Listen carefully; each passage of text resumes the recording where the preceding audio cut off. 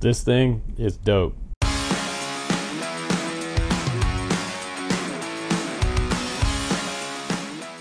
Guys, welcome back to the channel. A brand new company, YMZFPV, came out with the Lightning 2-inch analog quad. It can fly a 2S 450 milliamp battery on here with TPU mounts on the bottom, 2-inch props, and it has a 400 milliwatt VTX on board and a Cat-X camera, 1000 series motors, and it has tri-blade freestyle props. So I was kind of impressed that I could get about a 3 to 3.5 minute flight out of a 2S 450. Those batteries are super cheap to get. But I have to tell you, this one is a sleeper, and I got it in this tiny little box right here. Open up the box to reveal a super cool design. It has a sloped kind of aircraft aluminum top plate with some venting on the front and this little dipole sticking out from the AIO flight controller. It has kind of a little racing fin on the very back for maybe like turtle mode if you flip over in the grass. And it has an XT30 in the back, so you're going to get maximum power when you're trying to get full power on a 2S 450 doing some freestyle. I think you're going to be quite surprised at the freestyle flight test we did today with the Lightning. I was surprised. This one is one that hit me from left field. I didn't see this one coming, but it is quickly one of my, I dare say for the haters, one of my favorites. And you're going to see why in this flight test. So enjoy the flight test. After that, we'll have a little after flight thought, and then we'll come back to the bench and I'll show you what this little Lightning's all about. Yeah, Micro Brushless 2S freestyle. Let's go.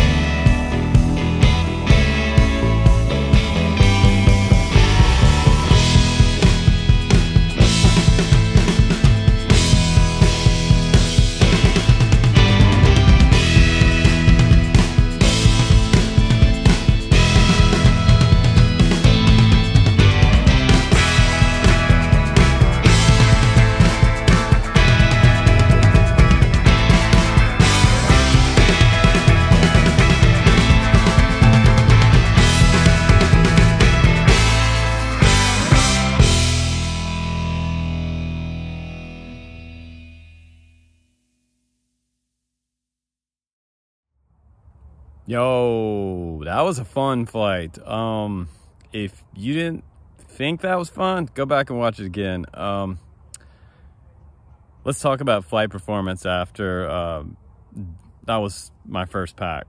That's the first time I ever flew this quad. And, you know, to start out, I started out in stability mode, just kind of just getting a feel for the rates on here. A lot of times I'll do that when I'm first flying a quad for the first time. If you get one, set it on angle mode and just kind of like just cruise around in stability mode and get to feel the quad first. once I got a feel for how fast it was, how fast the yaw rate was and things like that, I realized I could kind of stop and turn on a dime and go back the other direction, but I also had tons of forward speed. So on 2S with 1000 series motors, it's quick. And I think these are, looking at them, it's super small, but it looks like 10,000 kV on here. 1003. Great power in these motors. And I feel like the frame is going to be a pretty good playground freestyle type of frame that's going to take some hard hits. This aluminum top plate looks like it's going to be good. The bottom plate, it's all single, you know, a single unibody plate, and it looks like it's about 2.5 millimeters. So as far as flying goes, the tune is excellent. I didn't see a lot of wobble at the low end of big dives. I was able to see good enough with the camera on board to be able to make it down through the pine tree again for that epic long dive. We've done that one here on the channel before as well. And it will power loop, it will split S, and it feels great making lines around the park. I know the lines around here pretty well, and I've flown them with all types of sizes of quads, but it goes from one side of the park to the other super fast.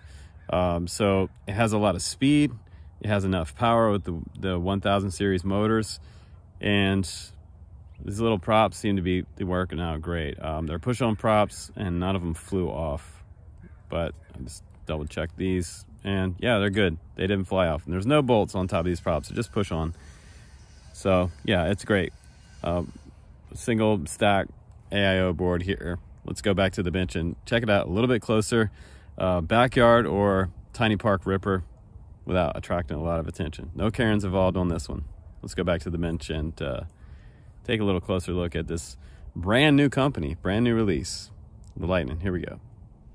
All right, my friends, welcome back from that super fun flight test. Let's go ahead and put the quad on the scale. We're looking at 48.5 grams or so, and with a 2S450 battery with the TPU mounts on the bottom. I put both of them on there, it just gives us a little better hold.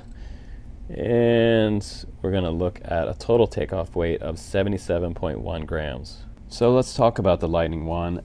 I have to say, as far as design goes, I've seen a lot of micro brushless and FPV drones over the past 10 years on this channel, and I think this one has to be one of the coolest looking little micro brushless that I've seen. I'm not being biased about this by any means, because I didn't even know who YMZ was 2 weeks ago, and here they come with this kind of just super slick, cool looking little design. It has this like aircraft aluminum with venting in the very top right here. It has these little fins that stick out on the top, giving a little bit of Cadex amp protection right there. It also has camera protection from the side. If we look real close on the side right here, they put aluminum on both sides to completely encase this camera side to side and on the top. It does have a little opening at the very bottom. It's going to let airflow go in, obviously, but this whole top plate can be taken off as well with the 2 bolts in the front and the 2 bolts in the back near the XT60. So then you have access to your stack right here. And this is cool. This is the X12 ELRS flight controller with the built-in 400 milliwatt VTX. You can see the ceramic tower right here, and they also have a UFL connector to a dipole right in the middle. So if you're pumping 400 milliwatt, you're gonna have pretty good penetration out there in playgrounds and parks and places where you're gonna fly this one. But I think for the design, I love it. The power system, it works great. It doesn't have a lot of waggle, if any kind of vibrations, at the high end of the throttle on the biggest maneuvers, and that was impressive to me. The tune is good. It turns really fast, so if you're coming up to a tree at Mach speed and you want to just rip the other direction and fly away at speed, this is the kind of quad that can do that. And I also have to say, like, as like a 5-inch trainer, if you wanted to start here and learn how to fly acro, this would be pretty durable. And even though it doesn't have prop guards, don't worry about that, because these motors can be replaced. If you bump one of these bells, the worst place you can fly these things are like on playgrounds. So they're the most unforgiving places to fly because of the metal poles that you can hit. So just bring this motor in a little closer. and give you a look at these motors. These are pretty cute. They're 1003 1003 10,000 kV motors, and if I could get this camera to focus, I'll show you this beautiful bell. All of the anodized aluminum on here looks really nice. You got pink motor base on here, we've got pink top, blue around the sides, and on the bottom we have 3, looks like Phillips head screws holding these on. Now you can take these off, put a little dab of Loctite on there, which I suggest you do. That will keep these from falling out. Some of the smaller micro brushless, they're notorious for dropping bolts on the first flight. Some of the very early Emax reviews we did, I would fly and all of a sudden I would crash because one of my little tiny Phillips head screws would fall out. So look out for that. Anywhere you have a metal to metal connection, for the new guys, just do that. Put a dab on there on the bolt, get some of that off with your fingers, and make sure it doesn't go up inside the motor, of course, but then you're going to have a nice solid functioning motor. If it starts to get loose, you're going to notice a big performance difference or crash. I also like the fact that they have these gem fan props on here, and these are tri-blade props. They work great for this system. You do not need bi-blade on here at all. In the back, we've got the XT30 again, giving you like maximum power. In the early days, we used to have JST connectors, and those look like this. You guys may or may not have seen these types of connectors, but in the early days, we started out with these, and eventually what we started doing on this channel was actually taking these off and soldering on XT30s when they first came around, because this gave us much more power and performance, especially when we started trying to make 2-inch quads on 4S. And those actually do exist. They're kind of crazy, but they are out there. So this wheelbase on this quad is 92 millimeter as well. So very small, very portable, and just so much fun to fly. And while I got you here, I got to show you what else YMZ sent me. Now inside this box are some more goodies from YMZ, and I did not have this on my radar at all. They didn't tell me they were going to send me this, but here it is. I'm just going to show it to you while we have it here, because this is such an awesome little quad that I'm pretty happy with the direction that YMZ seems to be taking with their products. So I almost feel like, is this company like LDIRC reinventing themselves? Is this company like Gap RC coming out with some micro style line or something? But this is something that you could add to any quad. This is an M10 GPS unit, and this is kind of cool. They do give you some setup information in here for beta flight. The diagram on how things wire up is super important, and it looks like the parameters that it's going to run on is U-blocks. It has GNSS, GPS, Galileo, and BDS on here. So if the protocol, if you're looking for it inside beta flight, it is definitely U-blocks to get set up. So it has about a maximum height of 50,000 meters. So that should be plenty on this GPS. But as you know, return to home is very important on your range flying quad. So if you're just getting into range flying, this is definitely one that's a nice one to pick up and solder down to any GPS capable flight controller. So it feels like it's pretty decent quality.